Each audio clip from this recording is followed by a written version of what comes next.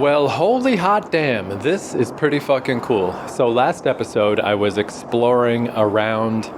I really should have looked up how to pronounce this station. I've said it enough times now. But Xindian? Xindian. Very easy to get to because the Taipei subway has different colors for the different lines. So this is the southern terminus of the Green Line. Super easy to get to. And pretty much anywhere you go from here is nice. I went across a suspension bridge and did a nice little stroll around, and it was all beautiful. But what I wanted to check out is there's hiking paths up into a mountain with a series of pavilions. It's like interlocked, a whole whack of different pavilions, and the signs are all like, okay, go this way for this pavilion or this way for this pavilion. I'm not sure what this actual mountain is called. Wait, didn't I say before it was like Lion's Head Mountain? I unfortunately have the problem that my pre-downloaded Google map, sometimes it tells me stuff in English, sometimes it tells me stuff in Chinese. I still don't understand how it works. I thought it was if I hadn't logged on to the internet, it wouldn't give me English, but I was logged on earlier, so who knows. I heard a little scrabbling sound at this pavilion I'm at, and it's a squirrel. Hey there, squirrel. It does not seem very scared of me, just chilling out. But anyway, this is very easy to find. I'll get the proper names after, but it's just east of Xindian Station. And it literally is like exactly just like 2 blocks away, because I'm sure you can hear that traffic very clearly. Because what I'm seeing now is like an amazing view, just an incredible view. I think this is the highest elevation to lack of distance I've had to walk that I've experienced yet anywhere in Asia. This is nuts. Just a couple of blocks to the beginning of this path. And yesterday when I was here when it was raining, I hung out long enough that it stopped raining. So I did go up and I just did a quick little tour of the lower parts of this this path. You can just kind of go up, go to one of the lower pavilions, hook back into the main street, and that's that. So I just did that real quickly yesterday. Today, because the weather is so impossible to predict in Taipei, it was actually raining when I left the house, but it wasn't raining as much. So I thought, let's just test it. Let's just try it. Oh, there goes squirrel. See you later. What if I just head down here while it's raining? Because that's what happened to me yesterday, is it was nice out, and by the time I got out of the subway, it was raining. So I banked on it being the opposite today, and that's what happened. It was raining when I got in the subway, and then once I got out of the subway at about 3 p.m., now it's perfect weather, totally beautiful. There are some clouds, but I think we're done with the rain. It even made it cool down a little bit, briefly. It's still pretty fucking hot, but... So now I'm going up farther at the first... There's little intersections with little signs and little maps even. So there's here, just go down this way to the closer pavilion and bail out, which is what I did yesterday. This time I went further up to the next one. The pavilion name starts with Q, but yeah, I don't remember what it is, but I'll get the name in a bit. And then you just go up, just straight up these steps, just super, super straight up, way, way up. I wish I knew how high up I am, because this view is nuts. Like I can see the whole fucking neighborhood. There's the river with a bunch of bridges. There's this huge highway. It's like a dual highway, 2 elevated highways next to each other, each with 3 lanes. And then under that is a 4-lane highway crisscrossing under it. So that's all the traffic noise. But it looks cool as fuck from up here because it's just little teeny cars. Well, like the cars are not as small as they were on Gunsan, say, and that was 400 meters. So I'm going to guess this is like, 180 or something. It's not like crazy high. It's just that the town is right fucking there. Like, I just left the subway. In fact, that is the subway. Yeah, I'm looking at it right now. It's right. This is nuts. Like, it's so close. The classic, like, I couldn't throw a rock and hit it, but I could shoot a BB gun and hit it, for sure.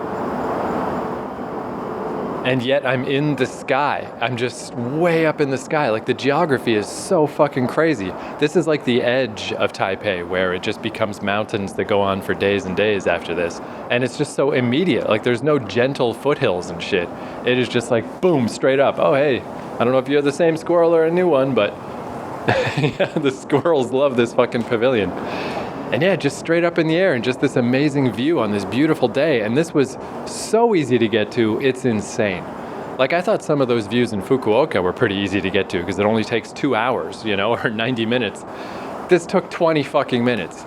I bought 2 onigiri and 2 bags of chips. I only wanted 1 bag of chips, but the guy informed me it was a buy one, get one free, so I have an extra one. I literally, just as I was walking up here, I ate my 2 onigiri and my bag of chips. That's how long it took me to get up here. Do I hear someone? Maybe I should get out of here. Maybe I'm eating up too much time.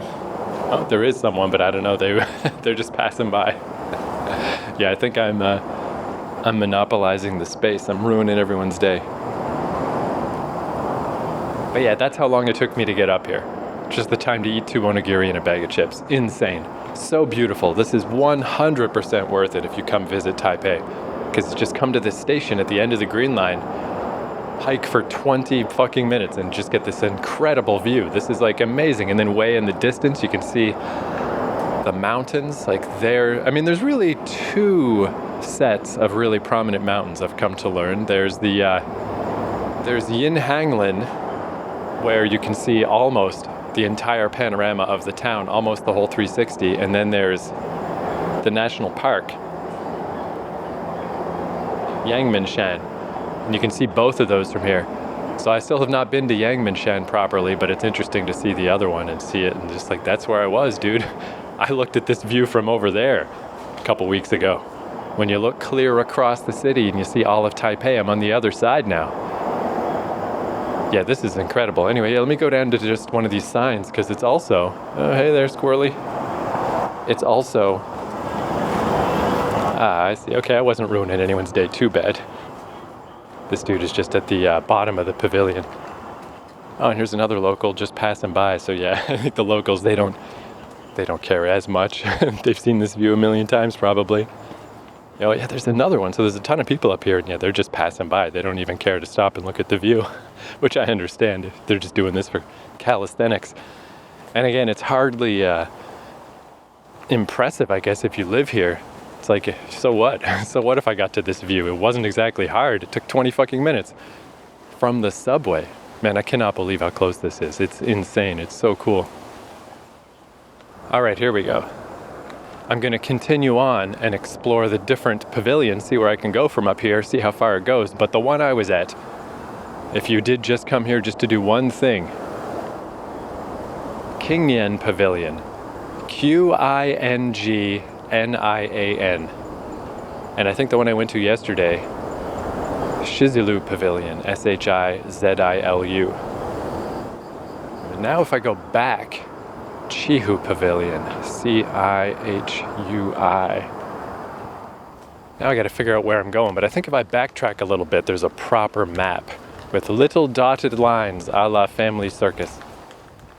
Because I'm not quite sure. Yeah, here we go. Oh, I see. North is not up. I hate when they do that with these maps. I wish north was always at the top. That's what confused me. So yeah, Shizilu Pavilion is where I went yesterday, so that'll just take me back down to civilization. So yeah, I think I actually need to go backward now. I'm at the Xindian Pavilion, and I want to go to Chihu Pavilion. And then from here, there's Zulin Temple, Wangyu Pavilion, Shangsu Pavilion, Mingde Pavilion, Fude Temple, Fumen Bridge. So I'm really not sure how far this goes, but I mean, again, because we're by the edge of town, I don't know. It could just all loop back into town, or it could go forever. I have no fucking idea. But I'm going to go a bit further. I'm at least going to try to get to first this Chihu Pavilion.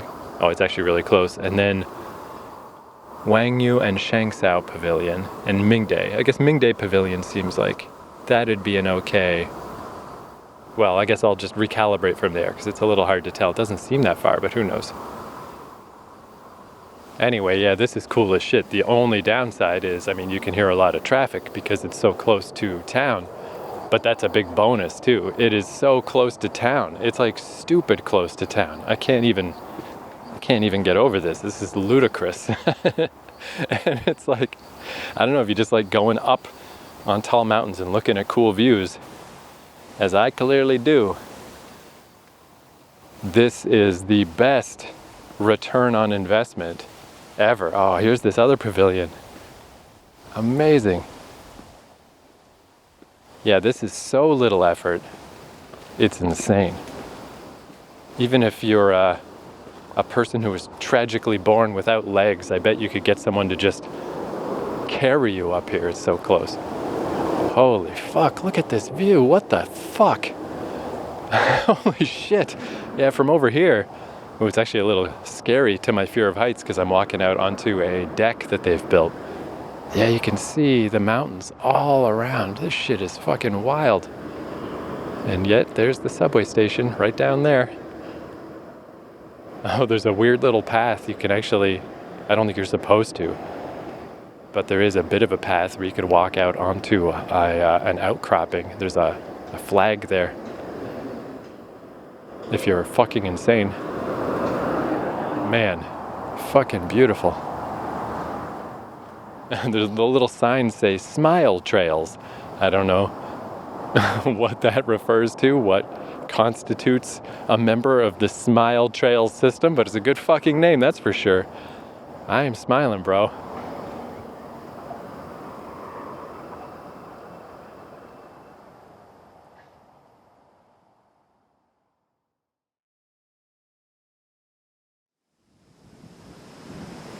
All right, I made it to another pavilion. This one is, I believe, the one that starts with W. I should just take a picture of the signposts so I'll remember the names. It didn't take very long. All this stuff is very close, but already you can't really hear traffic anymore, so that's nice. But man, this is a crazy example of how small Taipei is. This is blowing my fucking mind. So this pavilion, it's the other one you could go up one set of stairs. This one you can go up 2 sets of stairs, so it's really high up.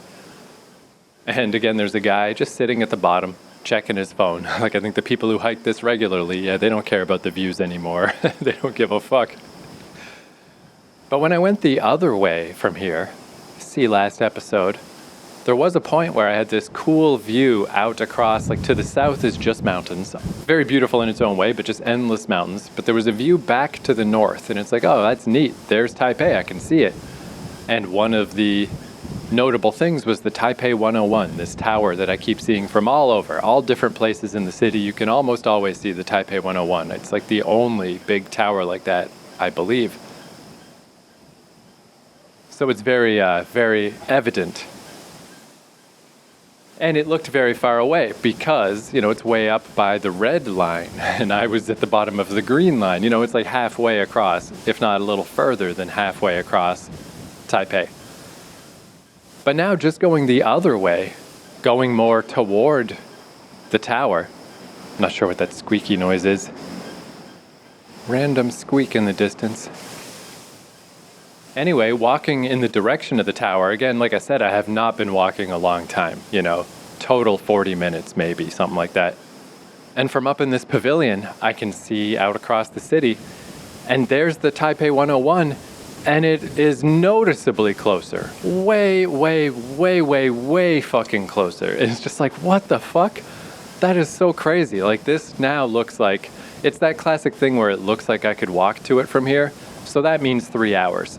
You know, it's not close, but it looks close, but it's just because it's a huge tower. You know, maybe 2 hours because it's not as big as, you know, I'm using that as an example, the CN Tower and the Skytree, and it's not a tower like that. It's not that big. But the point is, it's just like, it's insanely larger than the last time I saw it. It's many times larger. It's just like it triggers in my brain as feeling close. It's like, oh, look at that, it's right there. I could just walk over to that neighborhood. It's like no biggie. And then I looked at the map and it's like, yeah, like it's not close, but it's not far. It's like, fuck, dude, Taipei is so small. It's so small. It's all just packed in. And this reminds me of the guy I met from Alabama. What was his name? Alex? I've already forgotten. But I met a guy recently on a mountain over there, over yonder, over on the other side of the Taipei 101. There was a local guy. What was his name? His name was Duke, like the university.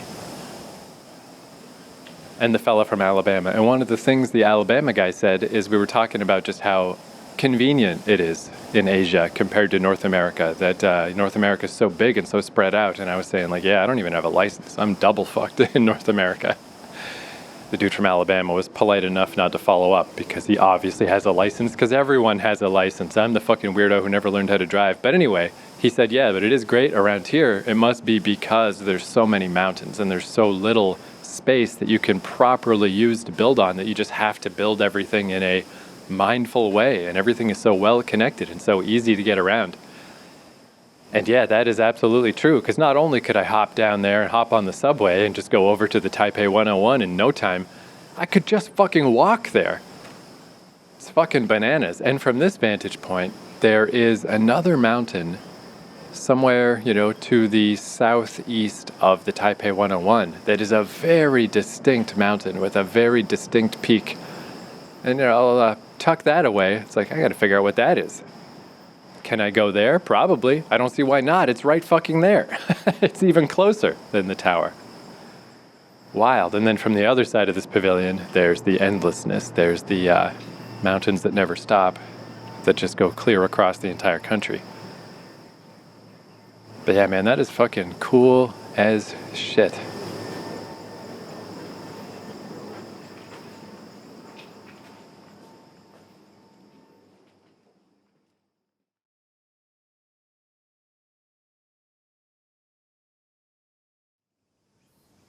Oh, here's a little height marker, 217 meters for where I am now. So I feel like where I was before, my guess of about 180 was probably pretty accurate. It's funny too, though. It says 217 meters. It's just written in marker, but then under it has the date, 2020-0307. It's like, all right, cool. But I don't think that the height of the mountain probably changed much ever. So that's kind of funny. But to be totally accurate, 217 meters is the height that this was in 2020. Oh, and here's the sign. Yeah, okay, cool. So I was just at the Wangyu Pavilion, Wangyu Pavilion. And yeah, all of these are so extremely close to each other. Some of the signs are not completely clear, but if that's ever the case, just walk a little bit further, and probably a few meters away is another sign that has the other, there's so much going on here, I guess, so many different routes and trails that there's not enough room on all the posts for all the information. So there's probably another post nearby that has the other stuff you might need.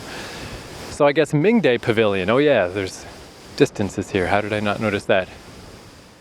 Mingde Pavilion, only 65 meters, mega close. So let's head there now. Kind of neat too. Here there's like a lower down underneath sub pavilion. There's a little mini shrine with some Buddhas and various religious iconography and benches and a table and a mirror. Shades of Soul. Hey buddy. Huh. Classic neck beard stuff. All I've got is stubble, but yeah, the stubble beard and the stubble mustache aren't so bad, but the stubble neck, yeah, I should have done a quick get that stubble off your neck, son. Face stubble is cool and rugged. Neck stubble just means you didn't fucking shave. But yeah, as I'm moseying, I'll just update on what's coming up next, because I've got some stuff going on. Oh, there's another squirrel. Man, the leaps of squirrels are crazy. It just leapt off of the handrail of these stairs, because there's still steps all along this whole route. Just leapt over onto a branch. Crazy. Wow, is this the Mingde Pavilion already? Maybe. I guess it was only 65 meters away. I might be running out of runway here. I'm not sure how much further this system goes. But this has been fucking rad, even if this is all it is. Somewhat similar to when I went north from on the Brown Line from those lakes. And it's just a relatively short walk through the mountains, but just very nice and super convenient. But yeah, I had to decide what to do next because I only have a bit over a month left in Taiwan on my visa. And I don't know, yeah, it's like weird. It's a little weird all around, where ideally I would like to just wait the full year before I go back to Japan, just so there would be no question that I could go back in and it would be no problem. But I also need to fly back home during the low season when the weather's a little bad, just so I can get a semi-affordable flight, because the flight prices, oh, there's a spider. I'm not sure if you're a Joro. I don't see any yellow. Maybe not, maybe a different kind of spider. Fucking huge though. My Taipei visa expires basically right at the same time as I went to Japan last time. Last time I arrived on October 26th, and my Taipei visa expires on October 24th. So yeah, ideally I guess I would go somewhere else for 3 more months, and just to make totally sure I can get back into Japan with no problems. But the whole reason I ended up staying so long in this part of the world is I intended to just stay in Korea for 3 months and probably come home. But I didn't realize Korea would have a 6-month visa available to Canadians. And then by the time that was done for, it was summer and the flight prices had like literally tripled to get home. It was like, fuck this. It is not worth it. Why don't I just go to Taipei and, just stay in this part of the world where everything is, once you're here, it's quite inexpensive. And, what's the hurry? I already took 4 years of my life off because of COVID. Let's soak this in. But now I need to time things out so I don't stay in this part of the world too long, because then it'll be spring again and I'll be back in the same situation. So basically, I'm just going to try to go back to Japan. But I mean, there is always that slight worry. Like, from what research I did, it should be fine. It should be okay. I'm just a tourist. I'm just from Canada. They just don't have it on the books. There's no official ruling about people coming back too soon. And it's not like I just left for 2 days and came back. I mean, I left for 9 months before I come back. I think it'll be okay. But I can't help but be a little apprehensive. So I've got that flight set up.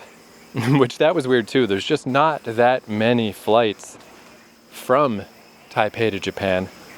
And they're just random ass. I had the problems with China Eastern Airlines being kind of shitty. So I looked up these random ass flights from Taipei to Japan, and the TripAdvisor reviews are not that good. It's like, I wouldn't recommend this one. And then I looked at the next one and people recommended that even less.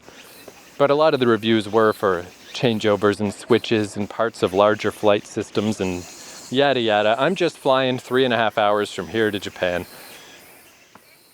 I was like, how bad could it be? I don't know. And what choice do I have? There's just not that many airlines. If I want to spend, $250 to get there and not $500 or $600. And I did spend a bit extra because like these tickets, they'll say $180, but it's that situation like Peach Airlines in Japan, where the $180 version, where the very low price version is like you don't even get a bag. So, I paid the extra. The way this one worked, I don't remember what it was called, Jetstar, I think. There's the technically lowest price where you just get nothing and it's not functional. And then there's the, add on the $60 whatever package where you get to check a bag, you get a meal, you get the normal stuff. And I was like, yeah, whatever, just give me that. I'm not fucking with this anymore. I only have one bag, but I do have the one bag. I got to at least have that. So I got a ticket for like $250, and I don't know, how bad can it go? And again, I don't know. It was either pick this bad airline or that bad airline. So fingers crossed. But then this also just feels a bit weird because Japan, it's the special Japan thing of like, I went the first time in 2019 and then I didn't get to go again until 2023. And it was all cool and amazing and like, whoa, I'm going to do a whole podcast about this. This feels way too soon, way too soon. It's like, wow, I'm going back already? Crazy. I mean, I'm glad, but it certainly does not feel the same. I mean, especially it's weird just because of the cascading effect also of putting out this podcast slower than real time. So in real life, right now, I'm editing the episode where I went to Mount Takao in Japan. So like I'm still in Japan in the podcast. So, a couple times a week I sit down to edit that podcast and I get to walk through my little mind palace and remember Japan, it really feels like I just left. And I did. I did just leave 9 months ago. That's nothing. So going back feels a little weird in that sense. And also, it's a good thing, but traveling to these other countries in Asia has really taken the pressure off of Japan. Instead of Japan being the big magical place that has all this significance because I grew up reading manga and playing fucking Japanese video games. Those must be frogs. Hey, froggies. I'm back down more or less on the ground now. But yeah, all that stuff I was very taken with that feeling when I first got to Japan, that weird feeling of nostalgia that is like a remix of my own nostalgia growing up in the 80s. But, you know, as things shook out, what I really liked about Japan more so was going hiking and the convenience stores and the transit. And now that I've been to South Korea and Taiwan, it's like, oh yeah, but these countries very much offer that as well. You know, if I just want to go out and go for a hike, exactly what I'm doing today, there's a lot of places in Asia that are this way. Culturally, Japan is always gonna feel more like it vibes with my brain, deep down with my little weird childhood. But just the day-to-day, just go for a cool hike through the mountains. There's lots of options. And in fact, it's actually easier to get to mountains in Taiwan and South Korea than it is Japan. So that's good. It takes kind of some of the pressure off Japan because it really was like that. I remember that last day I was in Japan at Ome on the Ome Trail. And I literally shed tears. It's like, ah, man, this sucks. I don't want to go. And then I got to fucking Seoul, and Seoul, before I figured out how to get to the mountains there, was so crushingly shitty. I was like, god damn. Holy fuck, whiplash. Going from Ome to Seoul? Yikes, heaven to hell. But then, you know, I sorted out how things work a little better in South Korea, and that all became fun as well. So yeah, it's like I'm excited to go back to Japan, but I could certainly wait. I could absolutely wait. If anything, I feel like I should wait. I should put more time between trips so that it builds up a little more significance. But I don't really have a choice. If I want to go back, it's now or never. I got to go back so that when my 3 months in Japan is up, it'll be January in this case. Very end of January. Hopefully I can get a flight home, because the weather sucks, that doesn't cost an arm and a leg. If I put off Japan for the 3 more extra months, then that'll put me smack dab in spring. I'll be stuck in the exact same problem. I'll either have to stay in Asia for another summer or just fucking bite the bullet and go home. All right. Yeah, that was it. That was the trail system.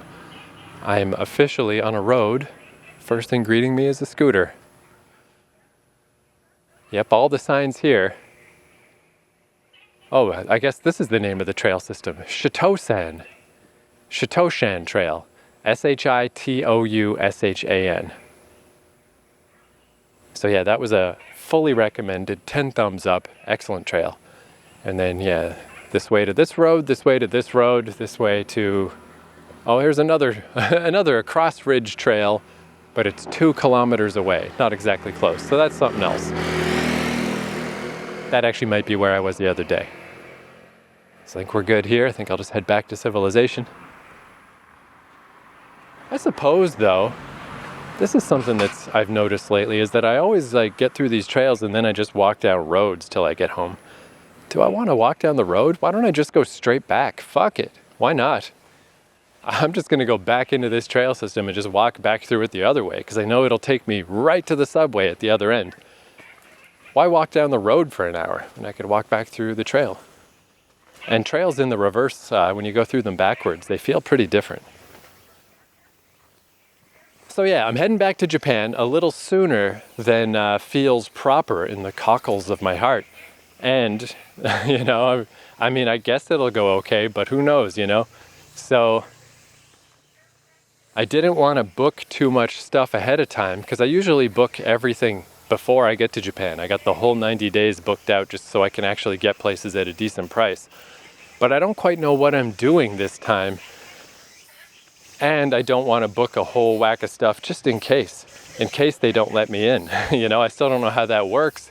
I guess, I don't know, just lead me over to an airplane counter and I just buy a ticket to somewhere else, And then I guess I'll just go to Vietnam or something. I don't know. Probably it'll be fine, but who knows? I just have no way of knowing. So I didn't want to book too much stuff ahead of time. But what I was thinking is where I ended off last time, I was in Yokohama and I was real taken with the coastline and realizing that the trains just keep going and keep going and keep going. And I was like, man, I wish I could just go further and further down the coastline and see what happens. So I thought, why don't I go back to Yokohama to start with? Start where I ended, and I loved Yokohama. I thought it was really cool. The little specific room I was in last time was so neat. I liked it a lot. So it wasn't available the first week that I'm getting back to Japan, but it was available the second week. So I booked it the second week. So I figure I can hang out in Yokohama for a week, soak that in, then just start, piecing together a plan of let's see if I can just go down the coastline. I don't know. I don't know how much Airbnb is available. Maybe I'll have to try to do hotel stuff. It's going to be a lot more expensive because I'm not going to have stuff planned out well in advance. I think this time I'm going to try to be a little looser and a little more flexible with my trip to Japan, and I've just accepted the fact that that's going to be more expensive. And also more expensive because I don't want to book out any farther than that until I get there, until I know for sure I can get into the country. And that place does have a refund policy that if I have to refund it on October 24th because they won't let me into Japan, it is a full refund. So there's really no problem there. That's early enough for the full refund. But then I was like, all right, so what am I going to do on the first week? When I first get in, I couldn't get a flight to Haneda, only to Narita, and it gets in at about 5 o'clock. And then it occurred to me, like, oh yeah, there is Norihiko, the guy I met in Chiba, who took me to an izakaya and was a cool dude. His place in Chiba is very close to the airport. It's like a 40-minute ride. So I was like, yeah, I should do that. I should just go say hi to him. I don't have any particular reason to go back to Chiba except to say hi to him, but it's just really convenient. Real easy to get to from the airport. But he only had the one day, just the one day that I first arrived was available. Then the next day was booked, and then the whole next week was free. It's just this one, somebody booked one day and fucked shit up. But the way he had stuff set up, it was a little weird. It was like a dorm system with like 4 beds. But he only has it as one listing on Airbnb. And then he said like, hey, if it looks booked, drop me a line and maybe we can sort something out because there might be spaces. I was never quite sure how that all worked. And while I was there, it was just me. Nobody else was in any of those bunks. So I did message him. I'm like, hey pal, it looks like I'm coming back to Japan. I see that one of the bunks is taken, but, what was that all about with the double bookings and stuff? Could we sort something out? And it turns out maybe normally he would, but he can't in this case because the person who booked is a woman and he doesn't want to book mixed genders. He doesn't want to throw a man in there when a lady has booked. And I think that's a good policy. I think that's understandable. If I was some lady who booked there and suddenly some random dude shows up sleeping in the bunk across from me and I wasn't prepared for that, I wouldn't enjoy that, I think you really got to be super upfront about that if you're going to have mixed dormitory situations. So he said like, hey buddy, sorry, like I know it's you and you're fine, but I don't want this lady to be uncomfortable, so I'm afraid I cannot double book you in there. So I was like, okay, no, that's no problem, but I'm gonna figure out what I'm doing. I'll let you know. And then I was always curious about the East Chiba, east of Narita, like what's over there. So I started looking at places, and there were some, but they are also, Japan is so much tougher to book than South Korea and Taiwan. There's just so fewer options for low prices. I found a couple of places over on the east coast of Chiba, but they weren't easy to get to. They're not the kind of thing I would want to try to navigate to starting in the evening, through the darkness, arriving at Narita. and then trying to get there. And then they were still only available for like a couple of days each. I'd have to stay at one place for a couple of days and then another place for a couple of days. So I was just not sure. I was just like, I don't know. I don't know what to do. I was hemming and hawing a bit. And then I got a message from Norihiko saying like, hey, potentially good news. One of my bookings canceled, so I have more availability when you arrive. And I was like, at first I was like, oh, did that one person, did she cancel? That'd be so perfect. But no, what it is he has a second, like a separate private room. That's where Anna and her brother, who I met there last time, that's where they stayed. Since it's a private room, it's double the price. It's pretty expensive. Instead of $30 a day, it's $60 a day. By far the most I've ever paid for an Airbnb. No, that's not true, I suppose. When me and my friends went to Amsterdam, the first time I went there, we rented a whole house. That was crazy. But on my own, that is much more than I've ever spent for an Airbnb room. But it was available. So basically he was like, you could, if you want to spend the money. If you want to spend the money, you could book that room, stay in that for the weekend, and then when the cheaper room is opened up and free, you can switch over to that. And I just decided like, yeah, let's do that. Just because I know him, I know how to get to his place. It's going to be no problem to get there from the airport. And I mean, ultimately, it's a little bit weird because I'm spending more money than I would like to spend. Double price for the first couple of days. And it's going to be a whole week in Chiba. I mean, last time I was only in Chiba for 5 days, and I distinctly remember thinking like, that's enough Chiba time. What else is there to even see here? So this is going to be quite a weird re-entry to Japan, that I am just staying in Chiba for way too long. But it just kind of worked out that way, of like I just needed to fill the time until the Yokohama place became available. And it was just a lot easier on my mind. I was already a little nervous about just trying to even go back to Japan a little bit before I'm supposed to, and just hoping it'll all work out. So I didn't want to book all these different places if I didn't have to, all across the eastern coast of Chiba. And then if something goes wrong, I have to apologize and cancel to all these people. Where in this case, if something goes wrong, I probably won't even cancel with Norihiko. I'll just say like, just keep my money, dude. I'll see you again next time, just an act of goodwill. It's just more comfortable because I know him in case something goes wrong. And then I was thinking like, well, all right, I'm going to be in Chiba if everything goes well for the whole week. That is way too long. But I can just explore Chiba more. Like I saw a travel vlog. I think it was Currently Hannah. She's an Australian vlogger who lives in Japan. I think she did one about down at the southern coast of Chiba, some kind of big crazy temple.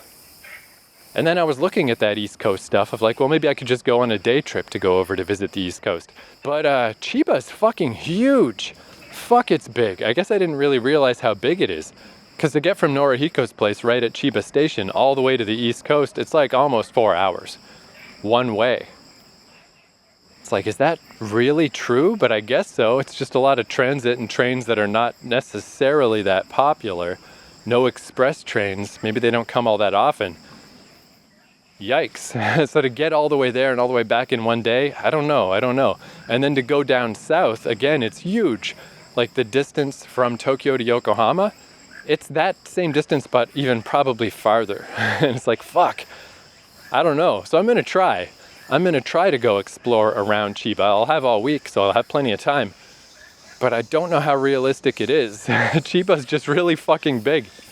And even Norihiko himself, he said, it actually sounds like it might have been interesting to go check out the East Coast of Chiba. And I said, yeah, I agree. I'm curious about it. I'm curious about being over there. And he was very self-deprecating about his neighborhood when I first visited him, of like, I don't even know why you're coming here. There's nothing here. And now that I've been there, he's not wrong. I'm really not sure what I'm going to do with myself that first week.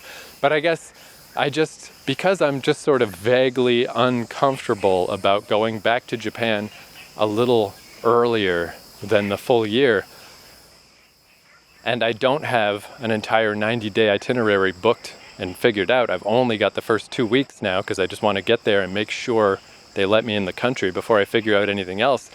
And then from there, I still don't really know what I'm doing, I think I'm just going to try to go down the coast from Yokohama, just start heading west and just see how far down the coast I can go, see if I can find places to book, and then just see what happens.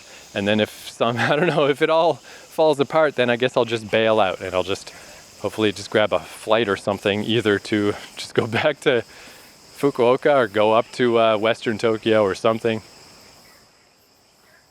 But it's all kind of up in the air initially. So, I mean, the fact that I might not have much to do in Chiba, who the fuck cares? Doesn't really matter. But I have put myself in a slightly weird, kind of funny situation. But anyway, that's the plan after Taiwan. Back to Japan, a week in Chiba, a week in Yokohama, and then brand new adventures. So for now, I'm just trying not to think about it too much, because why bother stressing about something that I don't know what's going to happen and I have no control over. Just enjoy Taiwan while I'm here. It's going by very fast, only a month left. I still haven't made it to the national park. But so far, I think my stay in Taiwan has been pretty tip-top. It's been very fucking cool. But that's what's coming up. Stay tuned for, hopefully, Japan Round 2.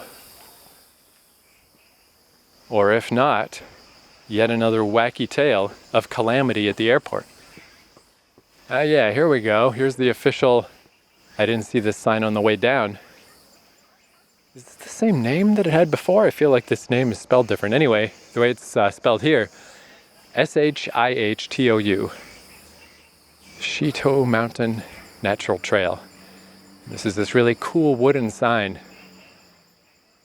with some kind of animal. I'm not quite sure. It looks kind of like a gopher.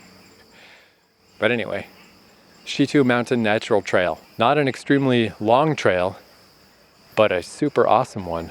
Just if you just want to go straight up into the sky and get a bunch of amazing views that are super close to the Xindian subway station on the Green Line. Pretty fucking amazing. Oh, and there's lights. I didn't notice that either till just now. There's also lights, so if you do happen to get caught here in the dark, you're probably okay. Oh, and here's a little sign. Better mobile signals here. Yeah, that's one thing, that's for sure. Taiwan has knocked it out of the fucking park as far as how developed all their hiking trails are. It's like, I thought South Korea was quite impressive compared to Japan, you know, much more developed and better signposted and better maintained, where Japan, a lot of the trails are very, very rough, very nature-centric, very much you're on your own. South Korea had everything laid out way better, and Taiwan, even better than that. I mean, again, there's a fucking railing here, and just steps, and lights, and a mobile signal. What else could a person need? If you get caught in the rain somehow, there's even all those pavilions. I mean, there's like, must be 8 or 10 pavilions hidden around up there that you could go hide in with nice little roofs and stuff. Pretty awesome.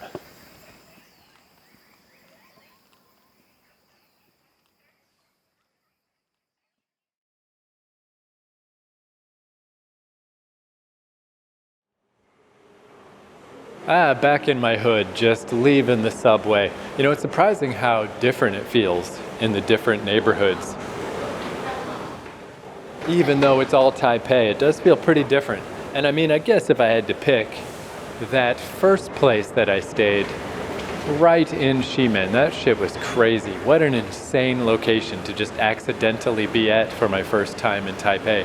Literally just walk out my door, and I'm right there. You know, I'm in like a little bit of a back street, but if I walk 1 block, I'm right at the area where there's like the 2 big movie theaters, just right there. Whereas this neighborhood, I mean, got a big overpass, got a Louisa Coffee over there, got a bunch of big ass hotels and stuff, lots of traffic. It's pretty in a big city kind of way. As for the neighborhood itself, you know, it's pretty standard. In that sense, it's probably the least of the 3, because the second neighborhood I was in was just way more, it was easier to get to, like the Tiananmen Historical Trail and different places like that. This one is a pretty utilitarian neighborhood, but it's still nice, and I know it now. I know how to get to the subway and stuff. I don't need to follow the little dot on my phone, which I did need to do for at least the first week and a half. And yeah, I'm happy to stay here for the rest of my time just because it's still fine, and the actual place I'm in is probably my favorite of the three. It's very nice. Nice room and shower all to myself with a window to the outside, so so there's actual airflow. Amazing. And yeah, the air quality's been great lately. It has been like in the green. It was like 17 the other day. That's fucking amazing. That's crazy considering how bad it was some of the days here. I guess it's just part of the total unpredictability. The weather is just fucking wild, and the pollution is part of that. But yeah, one thing about going out on these little hikes, one of the greatest things about it is getting home and taking off all my disgusting fucking sweaty clothing, hopping in the nice, the wet room where the full washroom is all a big shower. But I can't do that today because I'm literally wearing, I can't believe it timed out this perfectly, of like my last shirt, my last pair of underpants, but also my last pair of socks. I don't know how I managed that. I thought I had at least extra socks, but something happened to them along the way. I don't know. I think I've been burning holes in socks and not replacing them. But yeah, I kind of thought I would just take today off and go do laundry, but then once I got up and it's like, I just can't resist. I can't resist it. I just want to go back down to fucking Xindian and jump up the fucking hiking path. I couldn't wait. It's like once I got home yesterday, I was like, yeah, I could take tomorrow off. That's fine. But then by the time I sleep on it and wake up, it's like, nah, I'm ready to go again. And I'm glad I did. It was delightful as a scooter convoy goes by. But yeah, now I got no choice but to go home, get my laundry, and just immediately go do laundry post-haste. Just gotta leave these gross clothes on and get it done. There's a guy I've been watching on YouTube who I really like, a guy named Robin. His YouTube page is called Nomad Push. And he's a Japanese guy who he skateboarded clear across Japan. He has like a skateboard channel, but it's all in Japanese. So he started this English language channel called Nomad Push. And he's basically homeless. And he just traveled around Japan. And then he started making YouTube money and stuff. And things are a little less threadbare than they were initially. Currently, as I'm watching this, he's got a little moped that he's been driving around, and who knows what he's up to. By the time you hear this, he might even have a house. But it's basically like by choice. He's a guy in his 30s who had like a real estate job and was like, man, fuck this. I would rather be homeless. The rate of pay in Japan has barely risen in the past 20 or 30 years. You work like crazy, you make no money. He's like, I would rather just fucking sleep in a tent. Fuck this. But the reason I bring up old Robin-san is he only has like 2 pairs of shirts. He just wears one shirt and washes the other shirt. I don't know how the fuck. I mean, that is by far the biggest problem with my luggage and stuff is clothing. Most of it is clothes. If I could have less clothing, it would really help. But I don't know how you fucking do that, man. That shit's crazy. I mean, I guess if you just are always popping in to do a quick bit of laundry. But yeah, I don't know. I wish I could pull that off. But that is pretty extreme. But it's different too, because he is literally carrying all of his stuff every day. Where at least I can just put all my stuff in an Airbnb and not have to think about it for a little while.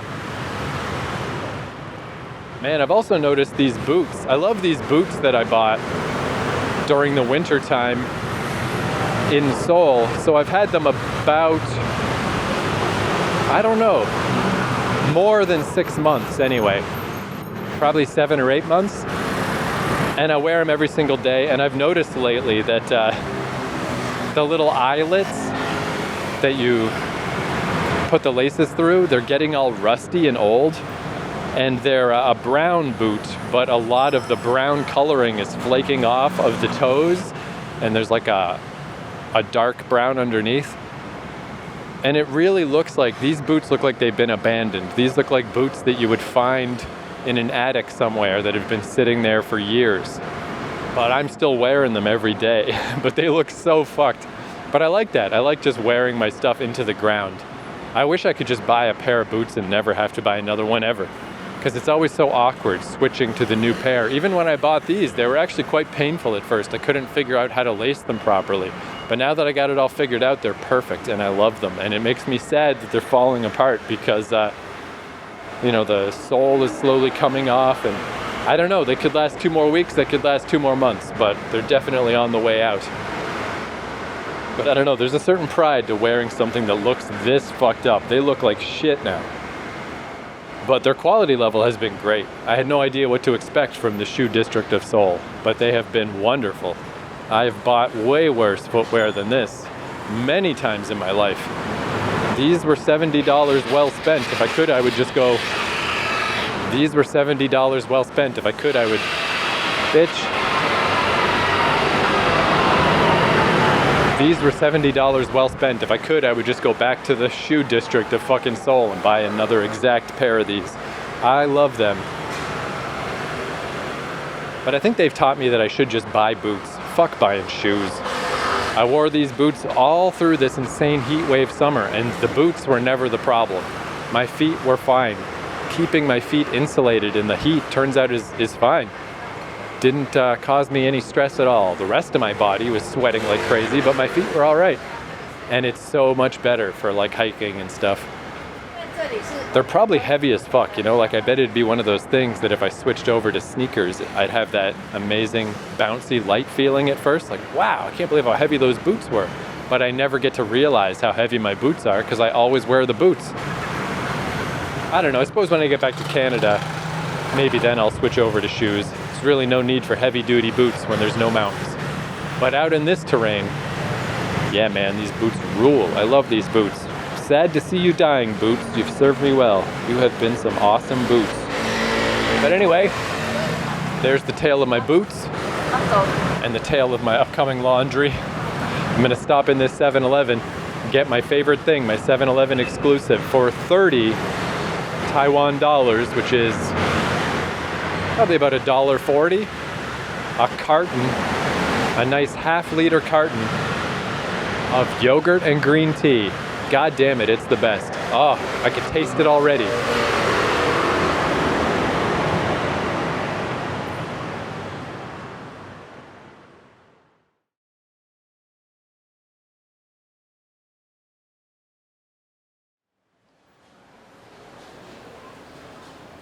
Well, here's a little bonus bit where I was just doing laundry.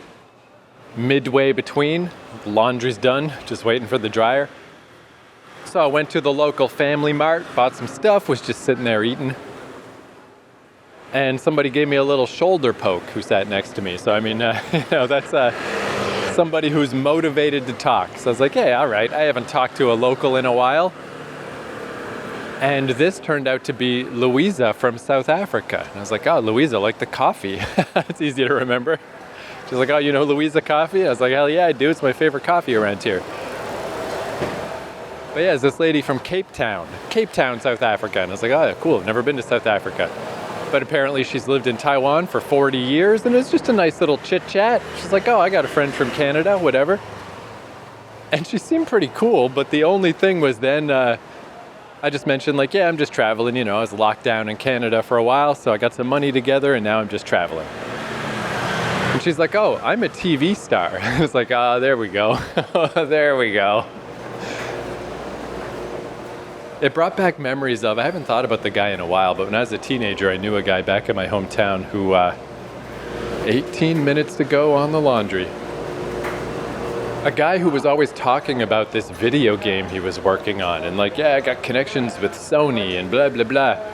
I don't remember the name of the game anymore, but he like compulsively talked about it. And it's one of those things that like everybody in my friend group knew, like, this is just bizarre delusion, like whatever. But he's a nice guy otherwise. So we were just like, hey, whatever, just let this dude talk about his video game and his supposed deal with Sony. And it was only like one of my friends who actually knew him longer, so I think had more time to get fed up with him, was the only one who eventually was like, dude, you just need to shut up. You need to shut up about this. I've been listening to you talk about this nonsense for like 2 or 3 years every time I see you. Just stop it. But other than that, everyone else in our Canadian way was too polite. So I took the same tack of just like, hey, why not? Let's just pretend she is in TV. So I was just like, hey, I kind of like traveling in these places where I can't read the signs and I can't speak the language because no one pays attention to me. I think I would not enjoy being a TV star. Be a lot of eyes on you, a lot of pressure. Just like, yeah, people don't know. They don't know how hard it is. They don't know how much work it is. And then there's that silly part in the back of my mind that's like, what if this is true? I mean, she really seemed like, I don't think she's currently a TV personality of any kind. She's, an older lady who's just wandering around, hanging out at the fucking Family Mart, yammering to people. But what if maybe that was true? Maybe that is how she ended up in Taiwan. Maybe she really was involved in TV back in the day. 40 years is a long time. I just have no reason to doubt that part of the story. That all seems pretty accurate or believable.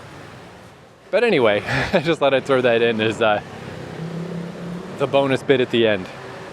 I met Louisa from Cape Town. And she's like, yeah, I'm always just around. And I was like, yeah, well, I'll be here for another month too. Maybe I'll see you around. Who knows? Maybe I made a neighborhood friend. I remember I made that neighborhood friend in Yokohama where I was like, I don't like this guy. I don't want to run into him again. He's weird and uncomfortable.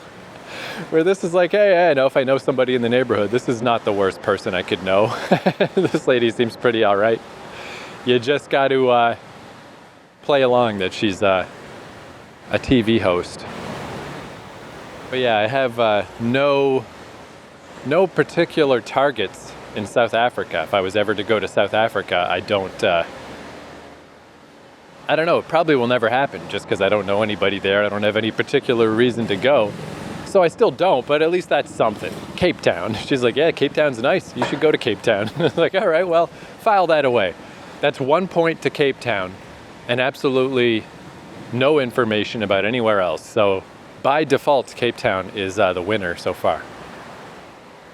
But all right, I'm gonna go hang out for 15 more minutes, wait for my laundry.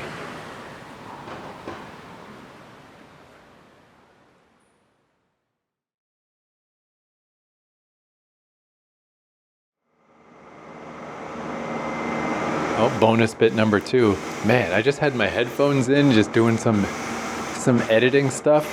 God, I didn't realize how loud this room is. I mean, it doesn't matter to me. Like, I always have my headphones in. But geez, okay, we got this fan. Let's turn that off.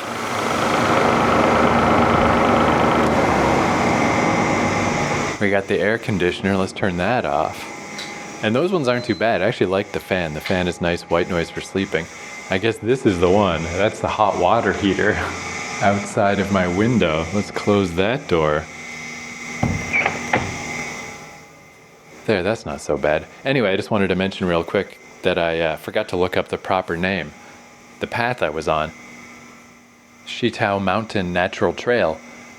The name of the mountain is Little Lion Mountain. It's like, oh yeah, I knew it was something about lions. So that sign I saw where I was trying to identify the animal and I thought it looked like a gopher or something. What I didn't realize is like it's the animal head, but behind it, it's like a, kind of like a sun shape. And now I realize, oh, that's a lion's mane.